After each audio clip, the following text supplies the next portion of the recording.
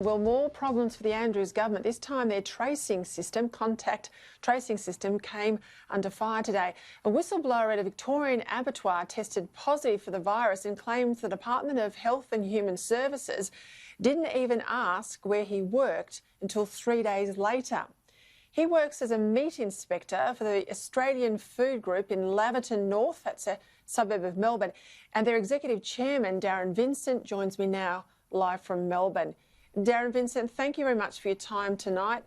We're all concerned, none more so than you. Today, your whistleblower, or the whistleblower, was out there in the media and made it clear there's been a failure of some of the processes here. Can you explain to my viewers what happened? Last Wednesday night at about 8 o'clock, we received a phone call from an employee saying that he had tested positive. He was told that in the next 2 to 3 days the department would get back to him with further details and to isolate. From there, on the Thursday, we shut the plant down. We contacted ourselves, the department, early 6 o'clock on Thursday morning, asked them if the case was true and correct, couldn't get any details. We left details of ourselves there to follow up on.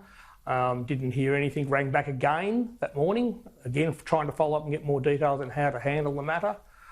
We're told that somebody would come back to us. Look, I'm staggered. I'm staggered there, just sorry to jump in there, Darren. I'm staggered because we know here and around the world, meat working processing, abattoirs have been a source of infection moving pretty quickly through a community. So when your meat inspector initially tested positive and spoke to DHS or DHS, they didn't ask where he worked? They didn't ring you immediately and tell you, look, you've got a worker that's tested positive? No, certainly not. They didn't ask on the Wednesday night where he worked or anything else or where he'd been. They had no details for us at that point in time on Wednesday night at all. It wasn't until the Saturday, on his insistence, asking, have you spoken to my employer? Do they know what's going on? How many people work on the site? It's about 60. And has there been, concern amongst your workers and suppliers? I know that you were involved with very much so. Yeah, look, very, very much so. It's just the uncertainty of not knowing and whether you've got it and how it's going about it. And the people are all been totally reliant on the management out there to follow the process. We were asked to make the assessments of who the close contacts were. We have got a list of names and details that we said we'd provide to them. We're still waiting today to receive emails on things we should do or what process we should follow to give them all the balance of names. It still hasn't happened. You're kidding me. You're kidding me. So I would have assumed contact tracing teams would have fronted up your business and said, OK, where's the list of all your employers? Where are all their contact... No? No, that hasn't happened. Now, look, on Tuesday night, I think it's 7 or 8 o'clock, WorkSafe contacted us and said, you've got a positive test. Do you feel let down by the system? Oh, completely.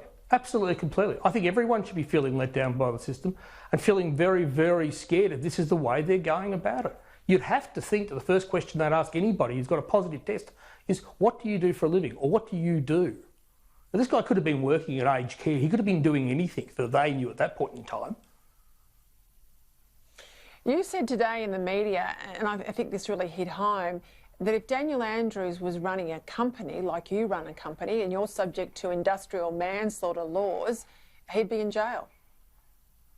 Well, he must be. There's people who've lost their lives through the complete failure of the system.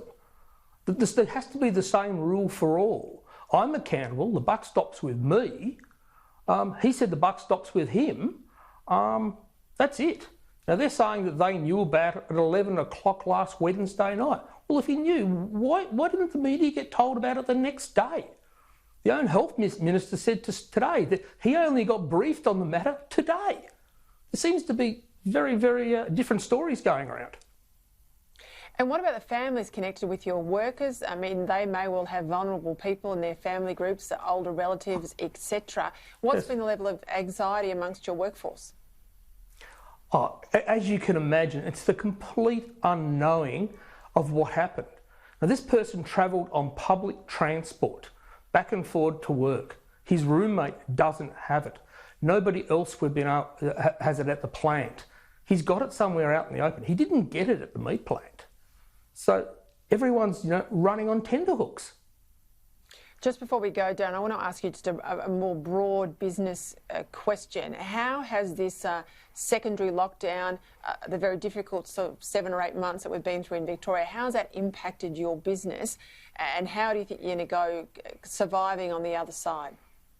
Oh, look, it's the uncertainty of what's going on, Butcher shops don't know whether they should be ordering stock in because they don't know whether they're going to have people come into them tomorrow to buy the stock. They don't know whether restaurants are going to open and need that stock. Restaurants don't know where they're going. It's an absolute disaster.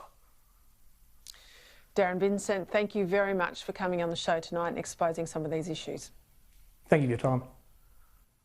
Right, well, listening to that interview, Victorian Shadow Minister for Health, Georgie Crozier, she joins me now.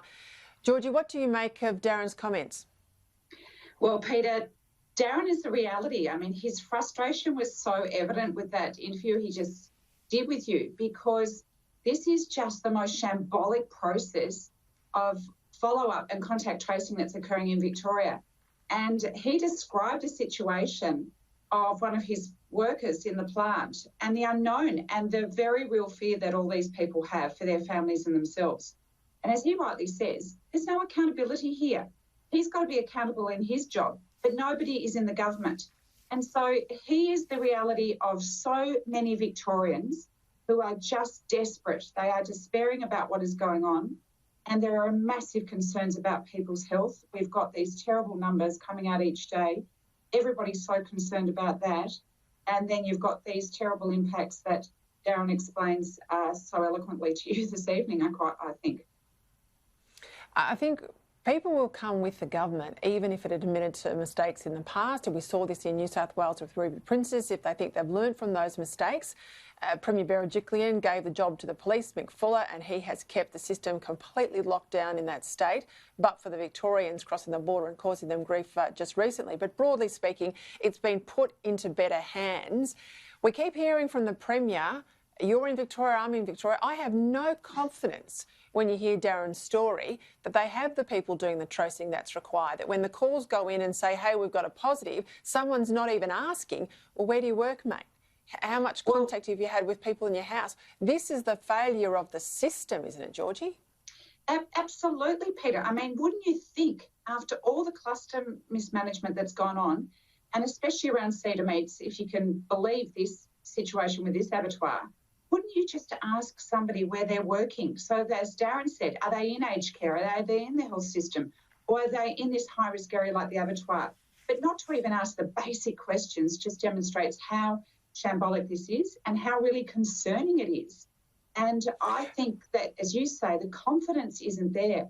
There are so many Victorians that are just lost confidence in the system, and rightly so, because we've seen the mismanagement of the hotel quarantine breaches and stories like this coming out all the time. And people are really, really very, very concerned, and they should be, because this is shambolic. And can you imagine if the company didn't take the action that they did, then how many other people may have become infected?